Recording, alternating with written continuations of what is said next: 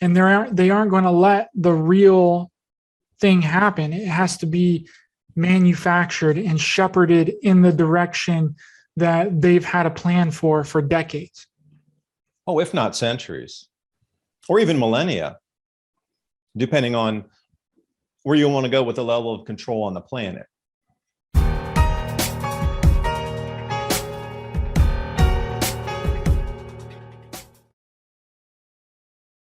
Keto has been a hot topic for years now. Myself and thousands of others have personally experienced health benefits of keto. I'm not on the keto diet, quote unquote. I use this amazing keto powder. I mix it in with my coffee in the mornings to start to give me that energy boost.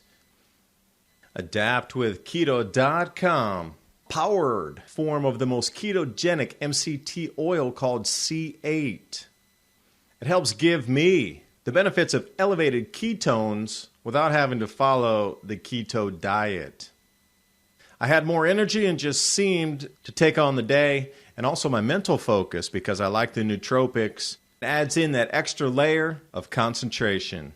And if you want to begin experiencing these benefits yourself, results that you can see, this Black Friday, go to adaptwithketo.com or click on the link in the description box below to get 51% off your order today.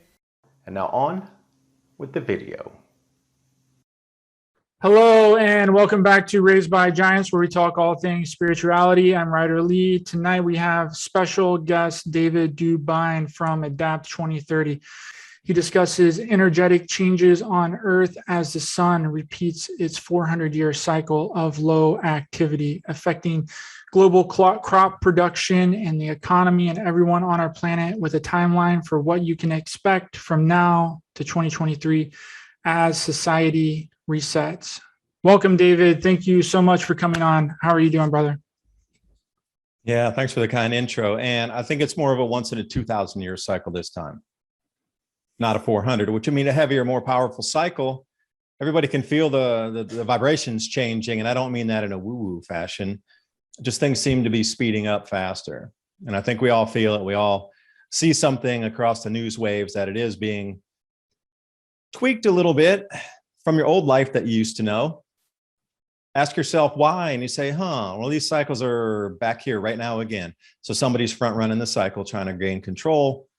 So the world doesn't go insane as we move through these next few years. And you're right, 2023 and 24 are going to be the apex of wave number one. The most transition and change will occur between now and these next 3 years. But then after 2024, we'll get a real good timeline on intensities, earth changes, climate extremes, and this sort of thing moving forward on where the crops are going to grow or not, how much food will be available for versus the population of the planet, and then how much unrest that will be and how that will be controlled. Then they'll do it the same thing, 2.0, 2028 wave. So thanks for having me on. There's a lot to talk about, and especially the spiritual side of things. That's really a solution that we need to think about versus, trying to live in a basement for 30 years with canned food. That's not going to do it. You're going to have to get out there with your communities and whatnot. Yeah, I've been watching your work for a really long time, and I really couldn't think of a better person to talk about all the things that you discuss, earth changes, the grand solar minimum, food and crop production and shortages, economic stability, and of course the energy grid, because we know that that's in a constant state of flux. So, and you're the expert in this field, so let's kind of just jump right into this. And since it's your first time on the show, maybe give a little background on how you got into researching these cycles, and did something happen, like an event that maybe got you interested in going down this rabbit hole of research? Totally by accident, totally random, totally unexpected, but it changed my life to devote all my time and energy to try to put the message out that we got a huge problem. It's occurring now, but when I started my channel and talking about this, 2014, 15, I used to buy coffee in Myanmar, a place called Burma, and we were inter-Asia trading. So we'd buy coffee down in Myanmar, export out of Yangon port, and then we would send to different parts in different countries in Asia, Japan, Taiwan. And buying coffee after, a good fifth, sixth trip into there, they invited us to stay up at their coffee farm, and, you start to get more invited around once they know you're a real buyer. You're actually going to spend money and, commit to new plantings out in their coffee farms that they can count on that production from that acre is going to you. So when you start to put that investment in, then they take you seriously.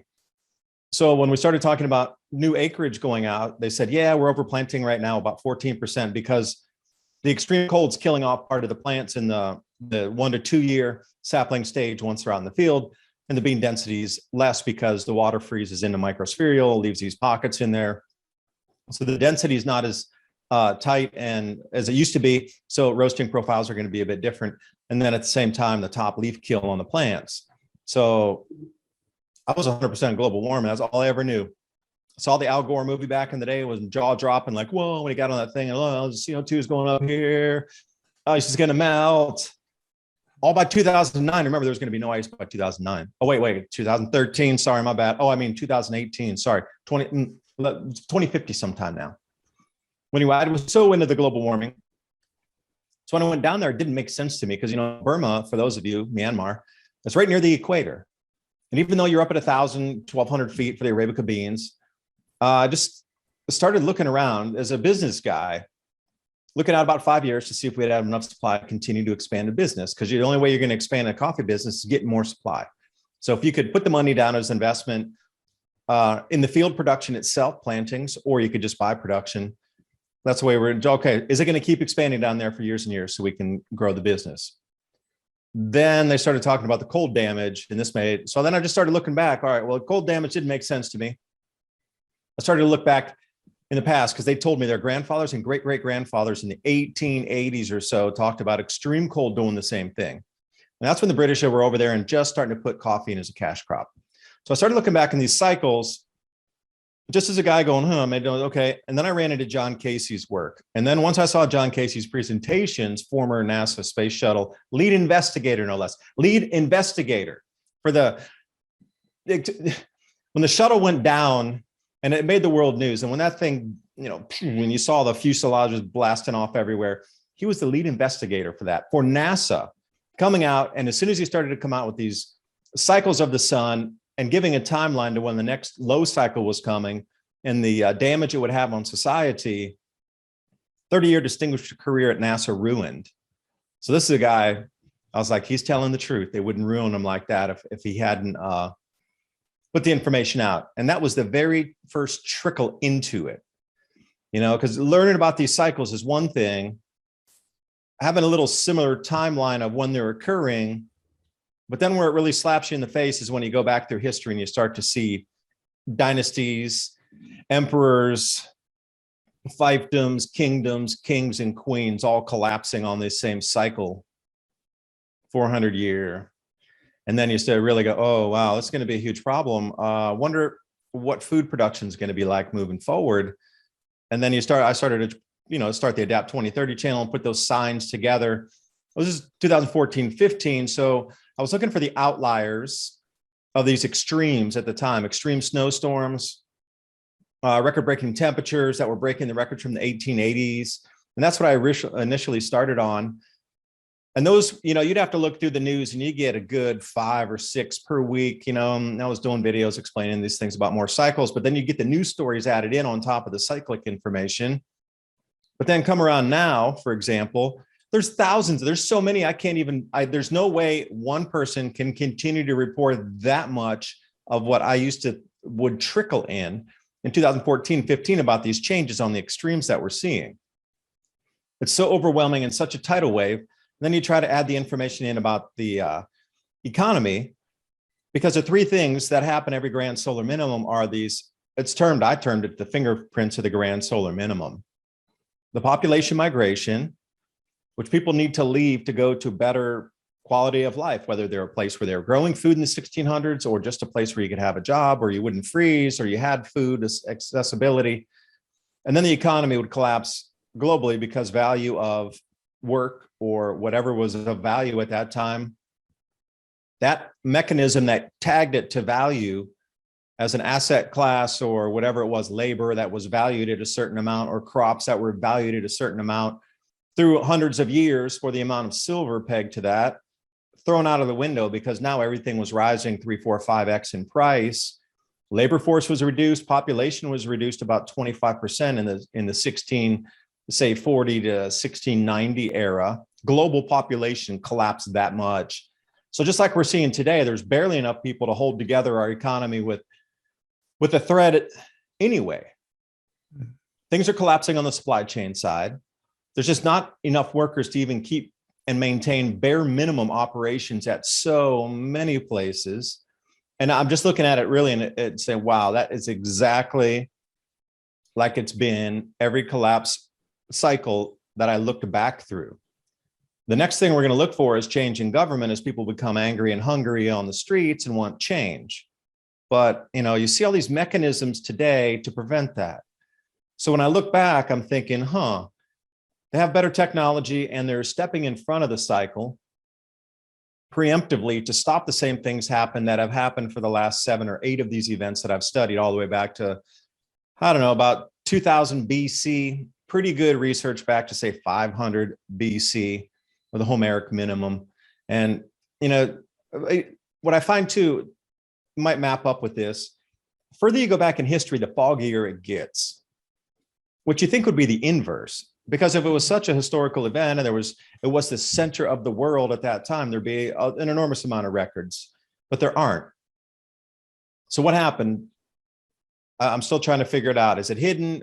Did it just collapse so deeply that things were lost? Because, the things were meant to last back then. A lot of stone carvings, a lot of things carved on materials and medium that we don't use today that would withstand the test of time. I don't know. There's missing chapters of history that don't make sense. And the explorations of a lot of nations were based on these same cycles. I don't know if they were looking for better food grow areas, different economy. I don't know. But you start to see the same things again. And I tell you, absolutely, we are in the center of it right now. It's at the crossover point where it can't be hidden anymore. And this is the rollover year, 2022. The food's going to get super expensive. I mean, you haven't seen anything yet in food price rises. Wait till it doubles again. It's not available. That'll be the first thing. And it'll be unavailable first before the food price gets to the point where you'll go to the street. We'll start chipping away at your availability on the store shelves. And once you start to see things disappearing, you go, okay, well, I didn't need that anyway. It was too expensive. I wasn't going to buy it. But then when your milk runs to $12 a gallon by the middle of next year, people are going to start to go, whoa, now I'm starting to get a little angry here. Things are going to get really expensive. So everybody's going to witness some extreme in climate coming up. 23 and 24 are going to get outrageous with the second magnetic field building in the outer solar system, having more effect on our Earth's atmosphere. So it's at the point right now, it can't be hidden any longer. So Ryder, I don't know, how do you think what you would do if you're a government? How would you hide this information with the people now that you know that this year is the very last year that you can't hide it because it's going to be visible in front of everybody's eyes? So how would you mask it or control the populace once they know it's here? I would create a distraction and then I would shift responsibility because we know that they're never going to take responsibility, David. That's their number one in their playbook. They have to create some other kind of manufactured event and blame it on that instead of it actually being blamed on them because they're never going to take responsibility. And we know that massive food shortages are coming. I mean, that's an inevitability. You can't just shut down the world for 2 years and not expect any repercussions in the supply chain, right? Wheat production at a very low right now. Stores and supermarkets trying to hide the fact that they don't have any product.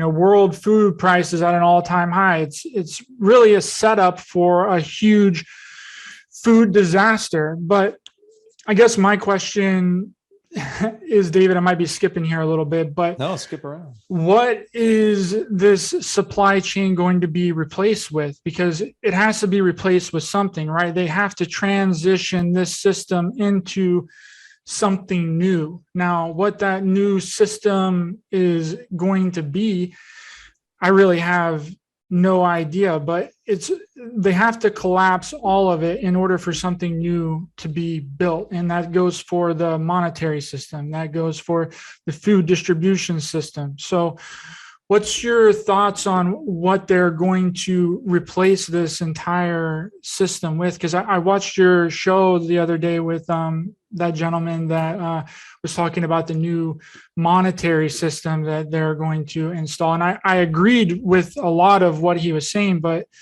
there's a few things that I didn't agree with. And one of those things being that they just can't introduce a brand new system out of nowhere, right?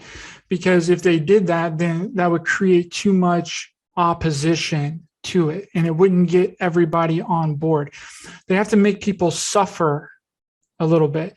And that requires us waking up one day when it comes to the monetary system and our money being completely worthless, right? We're still going to have all of our money, but we're not going to be able to buy anything with it. And they're going to stretch that out for a while, right?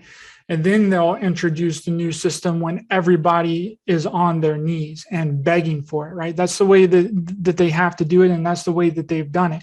They have to make us think that it's our idea. And if they don't, then that creates too much opposition and resistance to a new system. So they have to collapse it, make us struggle for a bit, and then out of the chaos, they birth a new system. So what's your thoughts on that?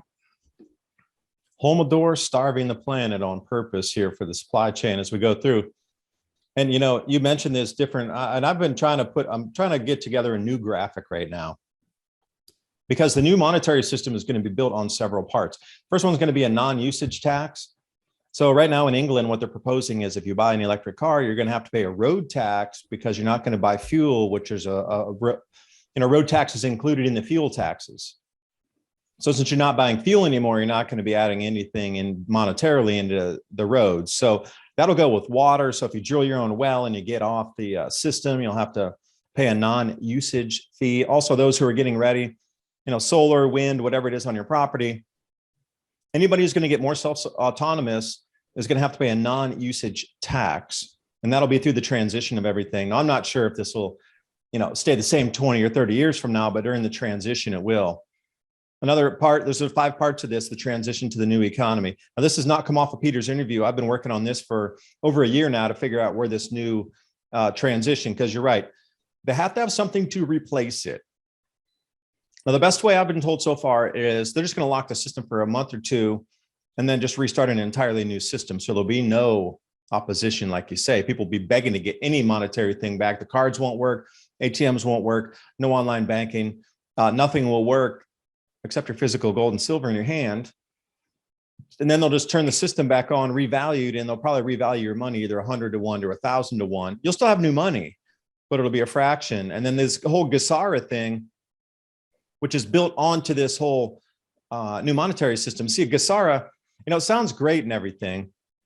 Like they're going to absolve all your debt. You're going to have no taxes. There'll be no income tax, but there'll be a flat rate 17% consumption tax or 15%. Well, that doesn't matter. You're still paying tax on everything you consume. And then the whole thing about you have to register for a digital ID, global digital ID, by using your social security number and your driver's license to get into a new digital ID system. They're putting you right in the hands of the global ID at that point. I mean, serious global ID to be able to access the money in this new utopian system. And then, they're talking about the quantum financial system and everything's going to be blockchain based. And they're going to be rocking with the crypto, with the central bank digital currencies, which again, locks you right back into the central control. The whole point of blockchain and crypto was to get out of the central control. But then the mining's being co-opted into these megaliths that are these, consolidated mining giants that control all the hash and algorithm capacity all over the crypto space. I mean, you can't mine anything on a rig in your house like you used to way back in like 2016 and 15. Impossible. Then they locked you into the new system. You got to have a global digital ID. Okay, well, what if they change the rules and say, well, now you need to do this to continue to have access to that ID? Oh, and by the way, money. So this whole thing about, and then the crypto keys, the reason I was talking about, yeah, it's going to all have central bank digital currency and you'll have autonomy with your money, but your private keys to the wallets where the CBDC are going to be deposited are also under centralized control. You don't own your own keys. It's in a central repository, the quantum financial system. Whoa, but it's centralized again. You have no control of your money whatsoever. If I have a dollar bill, it's mine. It's in my hand. I can control it unless the government collapses and lose value. But as long as I have that piece of paper in my hand, I control the money. Or a piece of gold or silver, it's mine. It's in my hand. I control it. But the minute you go into 100% digital space, central bank digital issuance, and then the private keys are controlled by the issuer, you got nothing. You got less than nothing because they could pull your ID. Oh, how do you prove who you are now? You can't. There's no paper documents anymore. Oh, there's no more digital. There's no more paper money. Everything's digital. So how would you buy anything? You know, it's great that they want to take away the taxes and all this new plan system, but they're going to replace it with something way more nefarious than what's been going on now. That's what the transition's about, to get you into this new system. And I digress. I have these parts here. The non-usage tax for anything that you're going to get off the system to do by yourself to make you autonomous, you're still going to have to pay for it. Don't care if all those solar panels are paid for and you got 20 kilowatts coming off your property or 100 kilowatts or 50, whatever it is, you got to pay for that now because you're not using the system. And then there'll be an eco value or they call it like an eco value tax or an eco value assessment asset class. They're going to revalue all the land and forest, and all the land across the planet will be revalued as a sum pledged against to create a new currency base. In addition to, they call it a basket, and they're so cute. They're calling it a rainbow currency. Yeah, well, it's supposed to be the gold at the end of the rainbow, but then also the different colors within the rainbow. So you got red, orange, yellow, blue, green, indigo, violet. So go around and pick the currencies that are the exact same colors. Those will also be a basket plus the gold. Okay, then with that, that's something more usable. And then we got crypto, which will be its own market. And then here's another thing that goes right along in the eco valuing of land and forests is all this carbon market. So these carbon allocation credits for you and I on the personal side, okay, that's one thing. You know, they're going to give you like 10 credits a month for carbon to spend. And once you run out of your 10 credits, you're going to have to go purchase more to then go buy the item you want to buy. So wait a second, it's an existential threat. We can't put any more in the atmosphere yet. If somebody holds a forest over there, you can buy a carbon credit from them and they can still pollute. And then you can go buy that thing you want to buy. You just have to buy the carbon credit from the people trying to stop CO2 from going in the atmosphere that created a market out of thin air. So they can still put it up, but you have to pay for it because somebody else, I don't know, you see where that goes. But the carbon market is going to be the base of that, which rolls back into the eco value, where they're going to take seriously large chunks of the earth off usage, shall we say. And once they set apart an eco value, they're going to set that between 20 and 70 years of no human souls are allowed to use that land, not even cutting one tree, not even a single tree. But then they'll use that as a base for a currency. So you can't have people going in and whacking down 100,000 acres of what your currency was based on.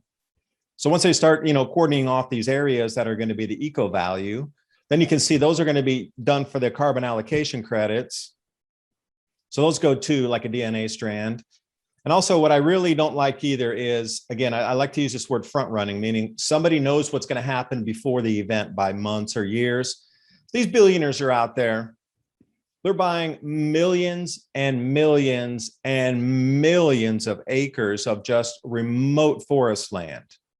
But then find out, oh, if you have forest, you can put it into the carbon system now, and you can register your forest. And then each year there'll be a certain amount of dollars paid to you based on the tree species, which they'll use LIDAR to determine what the average tree species is and give you a value per acre that's paid in cash. Well, it'll probably be crypto back to your account, as long as you pledge the forest for 20 or more years. Now see and you got to realize it's going to be up to $200 an acre. Right now it's about $8. In the future, they're going to try to level it at 200 per acre per year. So who's out there? What billionaires went off and bought 5 million acres up at the edge of the ranges somewhere, private land? They probably pledged it to the state or to the country as a national park, but I still own it. They register that. And for each acre they have each year, they're getting that amount, anywhere from $8 to $200 per acre directly into their own personal bank account. So do that times 1 million acres every single year moving forward. Who just got played? So that's a whole new monetary system. It's going to be similar to what we have now, but the infrastructure is going to start to break apart during year 2023 and 24. And you should start to see some infrastructure start to shatter and make no sense, and breakages and outages coming up here real heavy in 2022. March, whereas it would begin. And as we move towards September, October, and November of next year, the most crazy, outlandish, unbelievable, that can't happen types of things will be happening that will explain away breakdowns in infrastructure, non-deliveries, and more supply chain constraints and breakdowns in cutoff points. And that's the new graphic I'm working on. 100%. And I think Got to shorten it though in the words. Yeah, and it's going to catch a lot of people off guard, David, because we've been made to believe if we just well, the majority of people, the majority of the population has been made to believe if they just comply and go along with all of this nonsense, then everything is going to go back to normal. And that's not the way that it's going to work. We're going to see things break down, and people are going to be asking why. And when they've been out there fanning the flames of this the entire time, right? They've been fanning the flames and talking about how, oh, we just need to do this, we need to go do that, and everything will be all fine. We just need to listen to the government and what they're saying.